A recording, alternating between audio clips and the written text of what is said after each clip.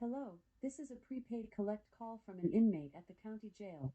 This call is subject to recording and monitoring. To accept charges, press 1. To refuse charges, press 2. Well, hello, Eric. It's nice to hear from you. Oh, I'm doing just fine.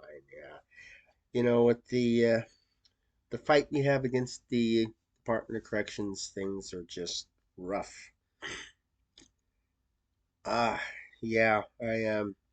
That's one of the things we're taking up, the suicide and deaths in general, because in the prisons in Washington, they're on a suicide is on a rise, and I don't think people should go into incarceration in this state and commit suicide. Right, I know. They're it, usually people who commit suicide, they're suicidal up front.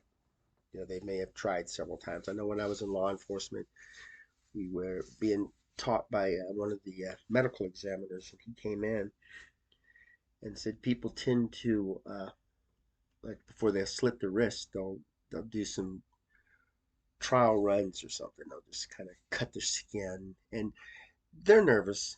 I want to cut my wrist and I want to bleed to death and die, but I don't like the pain of cutting my wrist. And so there'll be a few little test marks on there before the final one goes through. And that's something that shows the human side with these people. They're not just statistics, is what the Department of Corrections wants to make them. And I feel bad for the people that go in there because they're they're feeling like they don't want to live in the first place, and then they're locked away from their family, their friends, and maybe communication, maybe contact will help them get over this little um, dip in their life. I don't know. Suicide is something I've never really looked into, and I haven't felt to the point where I want to no longer live. But that doesn't say that other people don't go through that. And people who survive suicide, that's the ones that we want to talk to, or who actually contemplated it. We want to talk to them, and we can learn about things like that from talking and communicating. And there's just not enough of it right now. Yeah, the family did get a couple $1 million, and for me personally, I think everybody who commits suicide, I think their families should get at least $1 million from the state of Washington. Because as you said, they're in a place where they can actually be monitored. It's not like uh, the court orders family members or a neighbor, this person could commit suicide. You're going to have to keep an eye on them because it's really tough for people like that to do it because they have other obligations. But one of the things we are supposed to expect from the Department of Corrections and prison jail staff members is that they keep the person safe.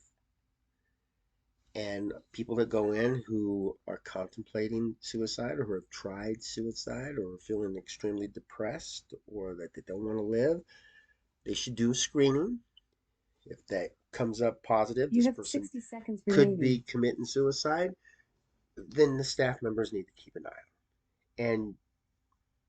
And yeah, it's like a hospital. You're not going to see. Now, I'm not going to say this didn't happen, but you're not going to see people who are let's say in a psychological ward or maybe even just a regular hospital commit suicide because these people are watching out for them. They care about them, and they're going to do what they can to help them. You have 30 seconds remaining. Okay, yeah. Well, I do appreciate the call, and I hope you talk to some of the other people that's in there, and maybe look for some signs that are people who are suicidal. Yeah, there's a few signs that pop up there, but keep that communication going. This is good. Keep calling, visiting. Yes, good. I'm all for that. All right, have yourself a wonderful day. Oh, thank you, and you do it as well. Thank you for using inmate call. Goodbye. Hello, welcome to AQS Inmate Call, and I am your host Joel Wilborn. And in this episode, I will talk about trust.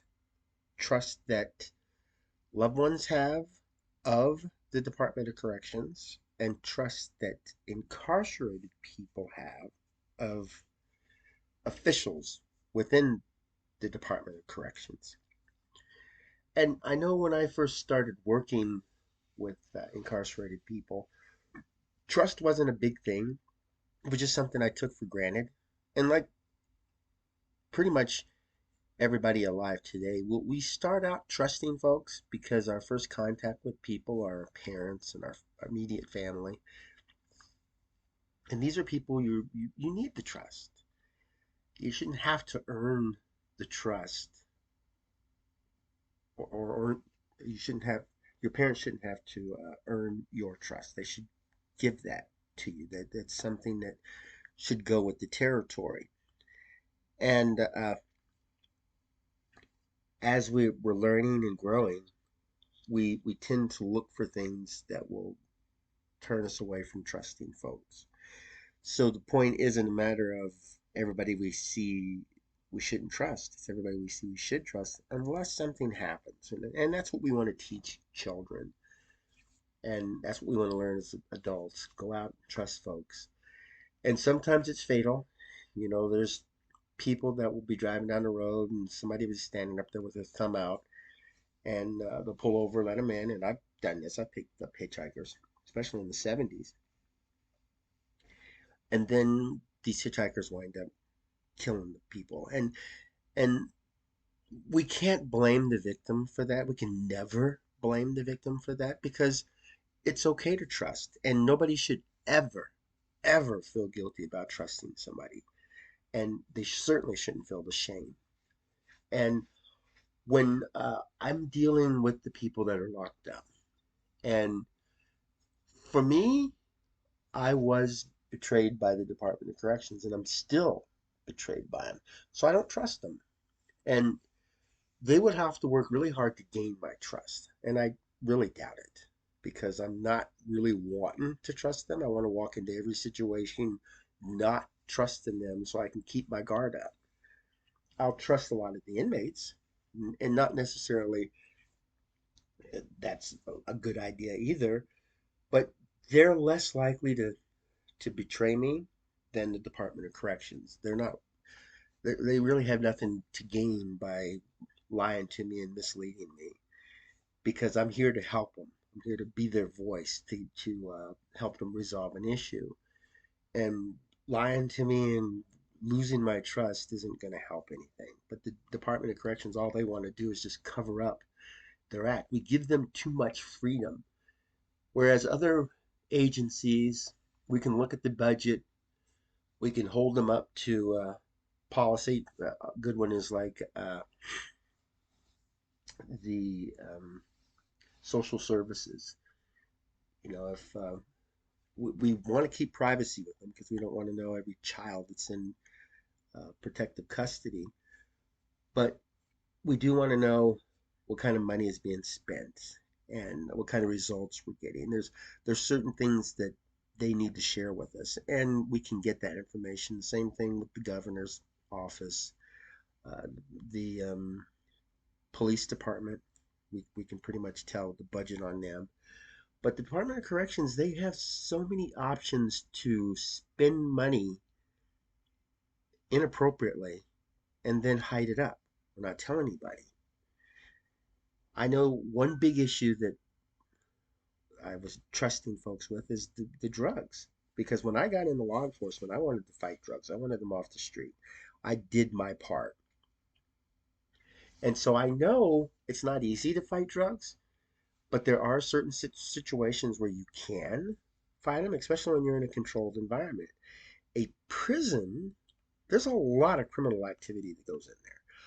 I could name drug dealers, I could name drug suppliers all over the state. The Department of Corrections doesn't want to work with me. They don't want to listen to anything, so they're never going to find out from me. And one of the reasons that they're just pushing me to the side is because they're turning a blind eye on this. They're letting this activity occur because for them, for some reason, it benefits them. Maybe they get a kickback from it. But either way, drugs are going into the prison. Contraband is going into the prison in other forms. And there's abuse that's going on in there. There's harassment, violent offenses. There's even inappropriate relationships going on in there. And they're just not even addressing it. So when the people inside get a little frustrated, they'll contact me. And then, of course, I get pushed back, pushed back, pushed back. But it shows I'm on the right track. Because if they did cooperate with me and if they did provide me with information and if they did prove that they've been following the policy, I'd really have nothing to do because I could go back to the person and say, all the evidence I show is they're doing the right thing. But that has not been the case because the Department of Corrections is guaranteed to try to hide their inappropriate behavior. And one thing, and well, like I was saying, when I confronted them about the drugs, the superintendent said, "Well, we're doing all that we can to stop it." And you're talking to a person who fought illegal drug activity, and so I knew if you were doing everything to stop it, the drug use would be going down. And there's people dying of drug overdoses in prison, and then there's people that are making huge profits from selling drugs in prison. And I know during COVID, visitors couldn't go in, so there was nobody smuggling drugs in that were visitors. It was all coming in from the staff, and the drug use was high during that time. And you shouldn't trust anybody that walks into a prison facility, even veterans there. People have worked there 20, 30 years. The Department of Corrections considers me a security concern. I cannot go into a facility. So I'm not going to harm anybody because I'm not allowed to go in there. They blocked me. So even though I'm not going into the facilities, I am a security concern to them. But people who are delivering drugs, people who are raping folks, and these are staff members, they're allowed to go in there because they're not a security risk. And so, me, who've never been charged or even found found guilty of smuggling in any drugs, I'm not allowed in there. But the staff members who are dealing the drugs, like I said before, they're allowed into the facilities. And that's the big concern here. If they follow policy, they're not allowed to go in there. So a person who shows up for work, check them just like you would uh, a visitor. I know when I go there, I'm standing there waiting to go through the scanner and waiting to take my shoes off and my belt. And these people come in and say, "Hi, Bob," and they'll walk right on through. And they could have a lunch bag full of drugs. And I understand them saying, "We trust you," but let's face it. The fact is, and anybody can tell you that's looked into prisons. The fact is, these drugs are being smuggled in by staff, and so a staff member could say, "Well, why are you checking me out? I've worked here for 10 years and now you're just suddenly not trusting me." It's not that they're not trusting that person. It's just that drugs are getting in there and everybody, even the superintendent, even police officers need to be checked. And that's just like at an airport. We don't know who's going in and out. We don't know what's coming in there. Maybe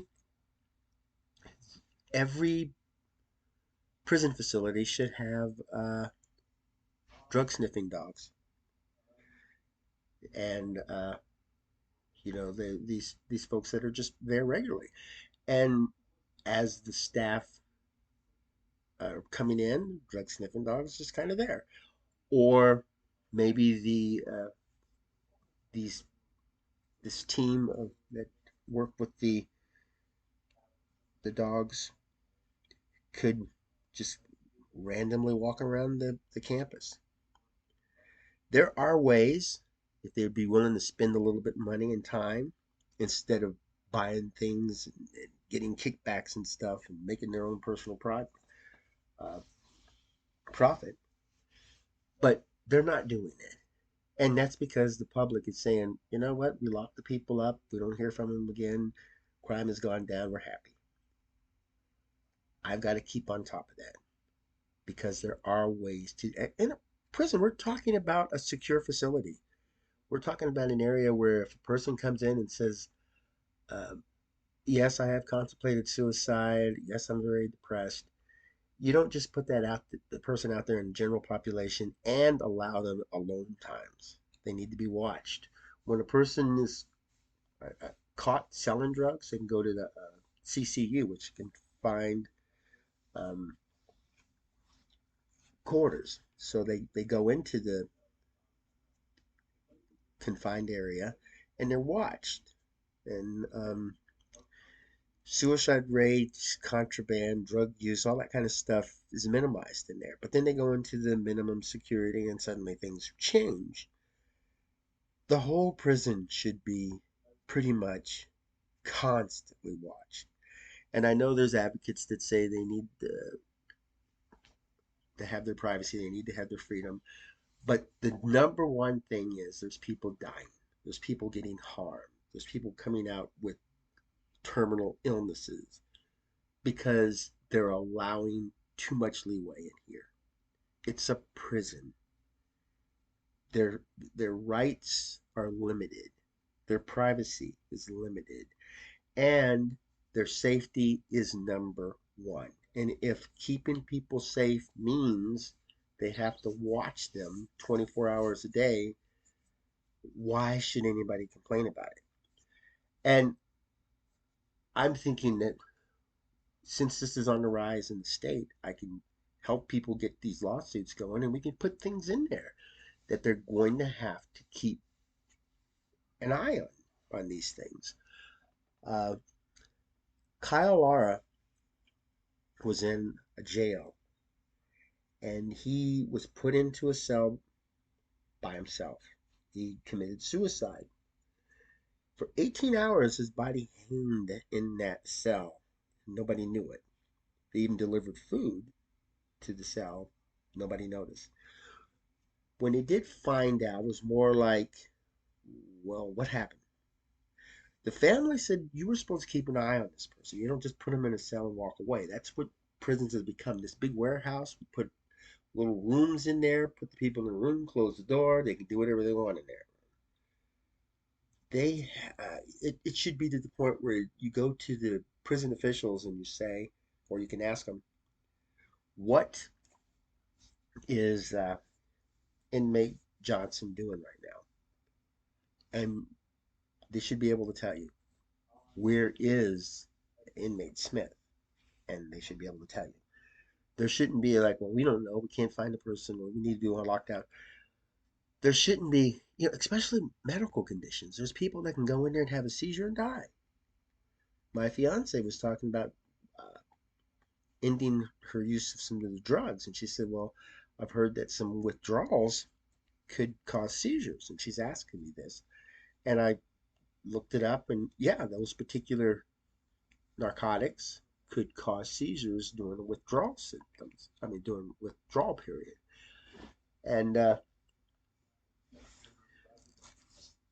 that makes me a little concerned because she's talking about withdrawing from these, and she could go into a seizure, and then of course they're just stop giving her drugs, leave her to herself, and then she winds up having a seizure and dying, and the cellmate may not know what to do. Maybe the cellmate may get down and try to help her, and wind up making things worse, and then getting punished for leading to her harm or something. I don't know, but in a prison, you got to be able to keep eyes on people. And Kyle, his family was able to sue them for neglect and even shut down the prison because it wasn't complying. It took his death to do that, but something's happening. His death wasn't completely in vain. And the same thing with Danielle Reyes. She was found alone in her cell after committing suicide by other people than the staff. They knew she was suicidal when she went in there. Her friends knew that. But did they go out of their way to watch her? They will block me from visiting the facilities, but they will not keep an eye on somebody who is suicidal. That's unacceptable. And yeah, these people are terrible folks that are locked up, but that's why they're in there. And these are usually correctional facilities, meaning they're supposed to come out better than they went in. And dead is not better than when you went in. Broken arms, broken legs, missing eyes, that's not better than when you went in. This is preventable. They're not prisons to keep people in punishment and away from society. They're correctional centers to help them in their sentence and get back out. Like Kimberly Carter said in her podcast that I post on AQS Inmate Call, she said that we want people to come out feeling better about themselves, less likely to commit a crime. And she was asking, why wouldn't we? Why wouldn't we want to come out and become more productive in society? What good is it to put them in there and then they learn new skills, new criminal skills? They get addicted to a drug and then they come out and they're your neighbor and they're working down the street in the store. We need to hold these prisons accountable. And I may not be able to get any laws and stuff changed because it would take a very long time and a lot of people could die, but we can get lawsuits. And they're contacting me. And we want to be able to trust the people. Said this, my loved one is going into this prison, and I want her to be well cared for, not above and beyond, just according to the policy. And I want to be able to read those policies, and I want to make sure that I can go check on them once in a while. If our loved ones call us and say, we're not getting the educational benefits that we're supposed to get, let's find out why. We shouldn't use the excuse we don't have enough staff, we don't have the resources, we don't have the room. If that's the case, don't send them to prison. It doesn't take rocket science to figure out that if you can't take care of a person, don't send them there. Just like daycare. If you go to a daycare facility and they're only allowed to have 30 people in there, 30 children, and you're number 31, and they tell you we can't take this person in there. You don't want to say, well, you have to take mine in there. I'll pay you extra money because if they can't handle 30 people and they can't handle 31, that's an unfair requirement to put on them, an unfair burden. And there's a reason they have their limits because that's all they can handle, and we won't require them to do anymore.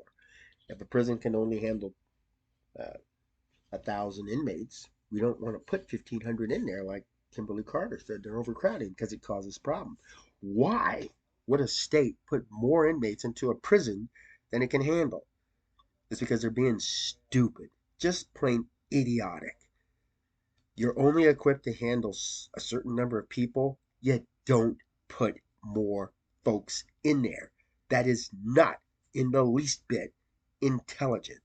It is a ridiculous thing to do. And I can't believe that the people in this state allow that to happen. But jail can't handle it. You don't build more jails. You don't build more prisons. You hire more staff. That's fine. And you find other ways to handle the person. And like I said, I call this a prison, and a lot of them, that's their name, penitentiary prison, but it's a correctional facility. They don't have to be inside of a physical prison building to be rehabilitated. We want these folks, these people, they committed this crime, they did a terrible thing, they got caught, they were locked away. Let's see to it that it doesn't happen again. In order to do that, we're going to have to help them. And in order to help them, we got to put them in a place, and it could be home monitoring, it could be a hospital, but we need to put them someplace where they can get uh, the right resources and get out and become a productive member of society. That's what we're supposed to do. So trust to me is extremely important. We can't be sending people into this death trap. I tell folks over and over again, the Washington Correction Center for Women is a dangerous place to go. People with a pre-existing condition could get worse and they could die. They could commit suicide in there. They could get addicted to drugs or they could continue their drug addiction because nobody is watching them. And they really don't care. And if you do get close to them, they will block you. But if enough people go after them, they're going to have to turn their ways. Now, I did have a notorious criminal. He's locked away in the Washington State Penitentiary. He contacted me about some funding. He was having more funds taken out of his account. And in the state of Washington, they make up $1 an hour. So he wanted to buy some flowers for his fiance's birthday. And he was hoping to get a refund of some of the excess funds they had removed from his account. And he was asking me for help. I didn't expect the county to do anything. Thought I was going to say, "Hey, I'm speaking on behalf of this incarcerated person. What can you do to help him?" Well, I sent a letter to him, and they responded to the inmate, who then contacted me and said, "Okay, they need a letter to go to the Department of Corrections." And as we know, the Department of Corrections loves me. They do anything I want. So I'm thinking, okay, here's my arch enemy. I got to send a letter to him. So I said, I'm speaking on behalf of this person, and I actually got a quick response. I was impressed. I did not expect that. This is what we've done. If there's any questions, let me know. I liked that. That's good for the state to do. But it wasn't quite the answer we were looking for. So we have to pretty much go back to the county. But that's a process. That's what's supposed to be done. And even though the world hates this person and never wants to see this person get out again, he's trying to make the best of his life and accept his punishment. He's locked up. That's what we wanted to do. He's sitting in there. But he's got a person that he wants to just try to, give him peace of mind. So he won't go off and kill somebody or kill himself. He's just feeling this is my lot in life and I'm accepting it. And he needs that money. So if I can get it to him and he can get his fiance flowers, how nice that would be. And that helps in his rehabilitation. Yeah, he'll never come out here, but there's still crimes that can be committed within the prison, and we don't want that. Look at Shane Goldsby. He was put in a prison cell with the person who raped his sister. All right, DOC says they can't prevent that. Yeah, they can. And we had this terrible thing happen, this terrible crime with him killing the man. And again, it could have been prevented.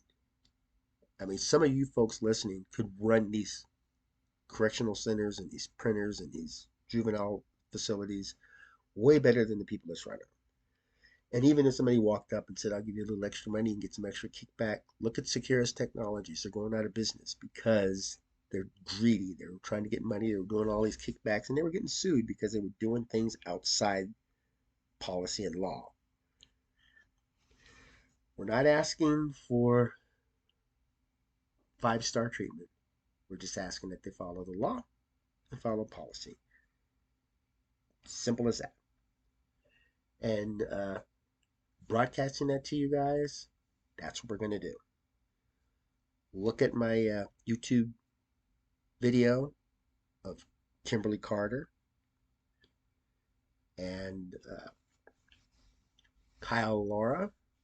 Look at Shane Goldsby and see if the DOC did right with these folks. See if we should get these people to pay out on a lawsuit.